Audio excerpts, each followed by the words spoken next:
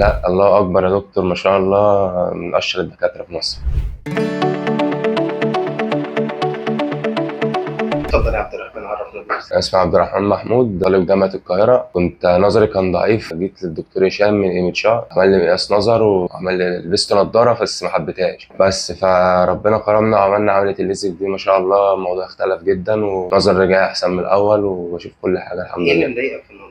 عشان بس ما اعرفش البسها، ما تجيش معايا عشان في الشارع وكده. نظرنا في الفترة اللي فاتت كانت ثابتة، فاحنا قررنا نعمل ليزك. قول لي، العملية كانت سهلة ولا كان ايه اللي حصل؟ لا ما شاء الله العملية أسهل من السهولة، ما كملتش بالظبط 4 5 دقايق والأمور كان متيسرة في والحمد أي لله. ألم أو أي تعب؟ لا ولا أي حاجة الحمد لله. جميل. بعد العملية حسيت ازاي النظر؟ لا اختلف 100 على 100، بعد قد اختلف ايه؟ جدا بعد بالظبط يوم. يعني من تاني يوم كان النظر كان أفضل؟ النظر اختلف، حد رجع 6 على 6 زي الأول، وبشوف الحاجات الصغيرة البعيد كل حاجة. احنا بقالنا قد ايه من العملية ونظرك عامل ايه يا عبد الرحمن؟ بقالنا أسبوع بالظبط، نظري تمام جدا. تمام. عبد الرحمن، الفكره ان احنا كان عندنا طول نظر بسيط مع استجماتيزم كتير شويه وزيوغ بصري، فاحنا قررنا ان احنا بعد طبعا عملنا له الاشعاعات المناسبه دي، طمنا على القرنيه، قسنا كميه الزيوغ البصري اللي موجوده، وقررنا نعمل ليزك عن طريق، او قررنا نعمل ليزك التفصيلي اللي بيصلح مع الاستجماتيزم وطول النظر الزيوغ البصري. ده بيدينا افضل رؤيه ممكنه بعد العمليات لما نصلح كل الزيوت وكل الاخطاء البصريه اللي موجوده داخل العين. الحمد لله. الحمد لله. الحمد لله، من بعد العمليه بحوالي يوم كنا شايفين 6/6، والنهارده بعد اسبوع شايفين رؤيه ممتازه جدا. الحمد لله. الحمد لله على السلامه. الله تحب يسلمك تضيف يا حاجه؟ دكتور. لا الله أكبر يا دكتور، ما شاء الله، من أشهر الدكاترة في مصر. شكرا جزيلا. الله يكرمك.